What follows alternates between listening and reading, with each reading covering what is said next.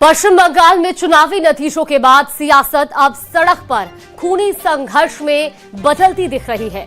BJP नेता शुवेंदु अधिकारी के बेहद करीबी और उनके पर्सनल असिस्टेंट चंद्रनाथ रथ की मध्यग्राम में गोली मारकर हत्या कर दी गई और दावा है कि हमलावरों ने पहले रेकी की, फिर कार रोककर पॉइंट ब्लैंक रेंज से फायरिंग की और इसके बाद बीजेपी अब इसे राजनीतिक हत्या बता रही है, जबकि पुलिस सीसीटीवी और सबूतों के आधार पर जांच में जुटी हुई है।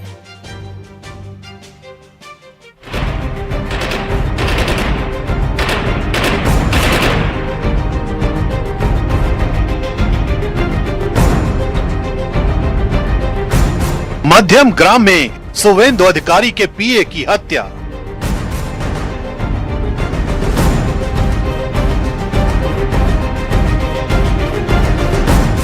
नकाबपोश हमलावरों ने अंजाम दी वारदात।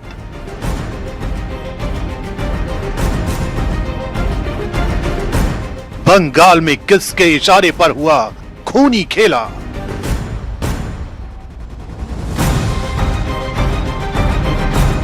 उत्तर 24 परगना के मध्यम ग्राम में बुधवार रात उस वक्त सनसनी फैल गई जब बीजेपी नेता शुवेंदु अधिकारी के पर्सनल असिस्टेंट चंद्रनाथ रथ की गोली मारकर हत्या कर दी गई। जानकारी के मुताबिक चंद्रनाथ अपनी कार से बारासात की तरफ जा रहे थे, तभी कुछ हमलावरों ने उनकी गाड़ी का पीछा किया और घर के पास पहुंचते ही रास्ता रोक लिया।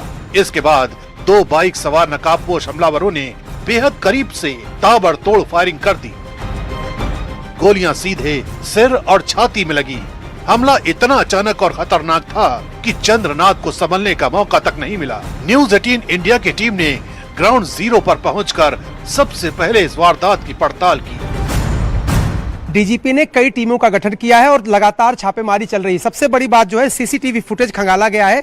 चूंकि जिस गाड़ी से अवरोध उत्पन्न किया गया था, जिस कार से, उसका नंबर फर्जी था, मैनिपुलेटेड था, इसलिए सही जानकारी नहीं मिल पाई। लेकिन जो सीसीटीवी है उससे जो हमलावर मोटरसाइकिल पर आए थे, न सिर्फ उनका ग्रैब मिला है, उनके चेहरे की पहचान की जा रही, बल्कि उसके जो है नंबर प्लेट से कोशिश हो रही कि उसके ओनर तक पहुंचा जाए। घटना के बाद इलाके में भारी तनाव फैल गया। चश्मदीदों के मुताबिक हमलावर पूरी तैयारी के साथ आए थे। जो हमला हुआ जिसके ऊपर वो शुवेंदु का पीए, हम लोग का मालूम नहीं था। अच्छा, आप लोग जानते ही नहीं थे? हाँ, नहीं जानते। उनको हम लोग बाजार करने में दिखा है। मोदी दुकान में देखे सामान लेते हुए उनको, लेकिन ये नहीं जानते उनका पीए है। अच्छा, तो ये जो गाड़ी थी आप कह रही हैं इसमें हमला करने वाले लोग आए थे? हाँ। और मोटरसाइकिल पे भी कुछ लोग आए? 2 जन थे मोटरसाइकिल, तो 2 लोग मोटरसाइकिल पे आए थे? मोटरसाइकिल से ही शूट किया। और ये गाड़ी रोकने के लिए, ये लोग पैदल जिनको शूट आउट किया है, उस गाड़ी को रोकने के लिए उस तरफ से। शुरुआती जांच में पुलिस को शक है कि चंद्रनाथ रथ की कई दिनों से रेकी की जा रही थी। वारदात को अंजाम देने के बाद आरोपी मौके से फरार हो गए। पुलिस ने इलाके को घेर कर जाँच शुरू कर दी है। आसपास लगे सीसीटीवी कैमरों की फुटेज खंगाली जा रही है और एक संदिग्ध कार भी जब्त की गई है। फोरेंसिक टीम ने मौके से गोलियों के खोखे और दूसरे सबूत जुटाए हैं। पुलिस दावा कर रही है कि जल्द आरोपियों की पहचान कर ली जाएगी।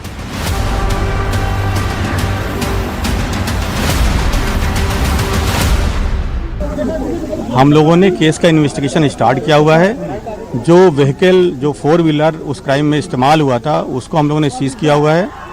लेकिन जो पता चल रहा है इन्वेस्टिगेशन में, गाड़ी का नंबर टेम्पर्ड किया हुआ है और हम लोगों ने वहाँ पर फायर्ड कार्ट्रिजेस और लाइव राउंड जो इस्तेमाल करे गए थे उनको वहाँ से सीज किया है।